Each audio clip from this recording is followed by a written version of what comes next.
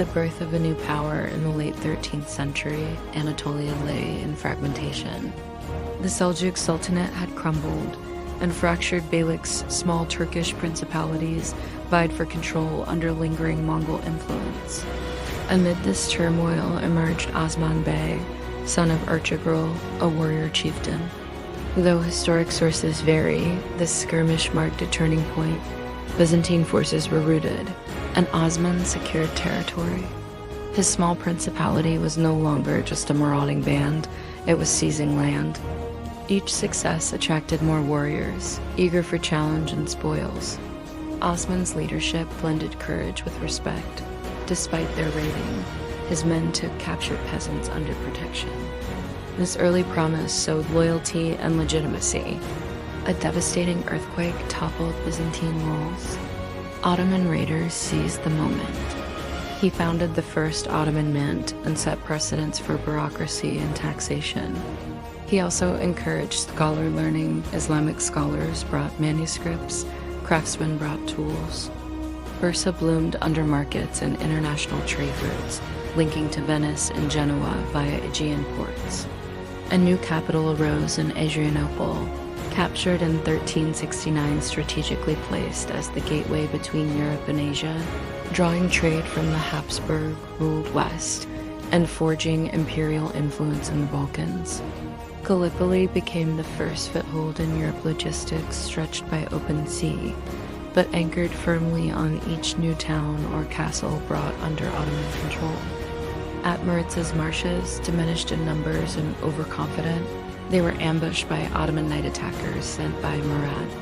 In a single night, the Serbian army was decimated. Victory won without direct battle. Within the swamp mist, legend is rife with myths. Murad personally wounded, Lazar executed. The Janissaries charged, opposition fell. Murad was assassinated during the conflict, possibly by Serbian knight Miliko Bilic. Though Murad died, Ottoman control endured. His son Bayezid I ascended. This defeat shattered Serbian unity and opened entire regions for Ottoman advance. Silk cloth, Arabic poetry, Greek scholars, Constantinople's influence merged into Ottoman life. In 1396, Bayezid met them at Nicopolis. The Crusader army, roughly 50,000 strong, advanced, ignoring Ottoman diplomacy. Around 1398, Timur invaded from Central Asia. While Bayezid marshaled reinforcements, he underestimated Timur's speed. In 1402, the Battle of Ankara erupted. Civil war fractured the empire. Loyalties shifted like desert wind. Christian nobles, meanwhile, reclaimed lost territory. Serbia, Wallachia, Byzantium regained independent status, albeit temporarily. Timur's forces, vast numbers of cavalry and war elephants, overran Bayezid's army. He formed tactical alliances, often even with foreign courts, to isolate his rivals. Bursa and Edirne matured into flourishing cultural centers. Mehmed maintained cautious diplomacy with Timur's successors, understanding Central Asia's continued influence. The Ottoman core remained intact and primed for resurgence. By 1411, Mehmed defeated his brothers. Suleiman killed, Isa exiled, Musa finally imprisoned. In 1413, Mehmed I crowned himself at Bursa. This marked the end of the Ottoman interregnum, but also the empire's rebirth, politically unified, more cautious and set on rebuilding its shattered structures. The siege itself turned disastrous: rain, disease, desertion. Bayezid was captured during the retreat. By August 1402, he lay in chains in Samarkand. The result: the Ottoman Empire fractured into a Devlet-i and meltdown. Bayezid responded with feigned retreats and coordinated cavalry and musketeers. The battle ended in slaughter.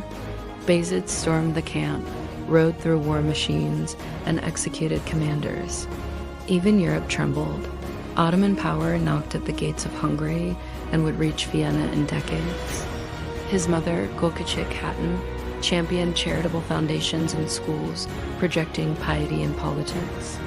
But the broader legacy? Ottoman authority in the Balkans was now unchallenged, empire cemented.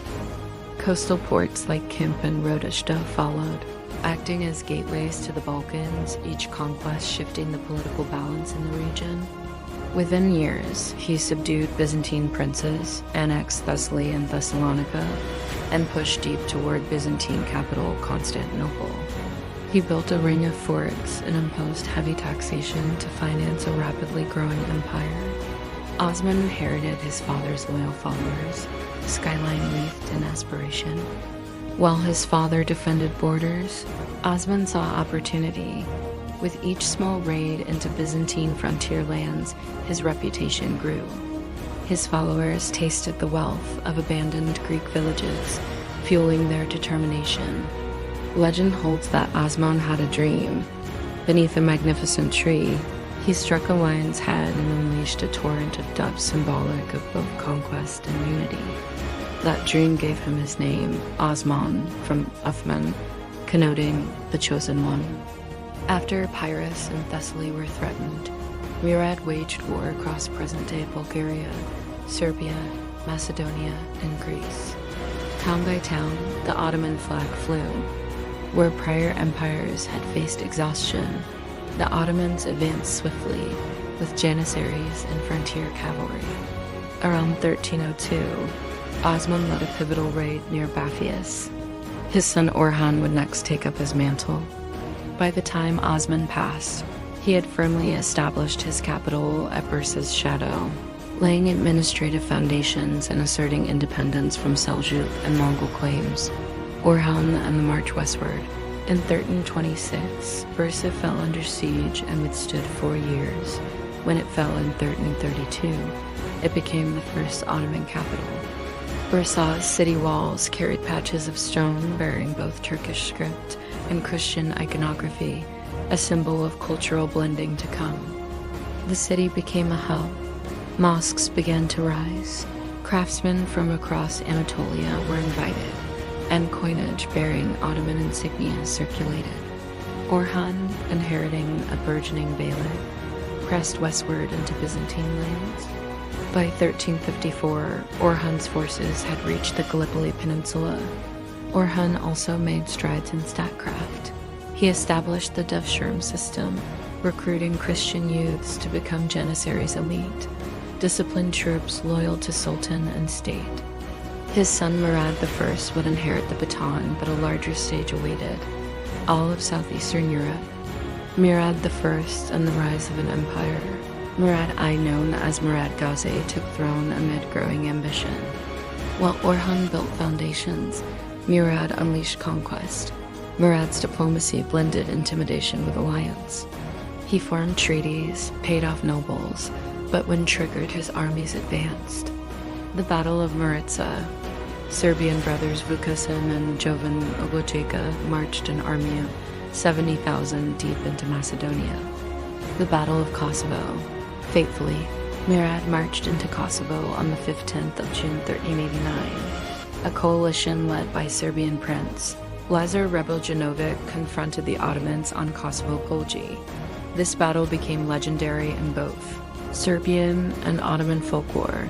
Sacrifice, heroism, sorrow.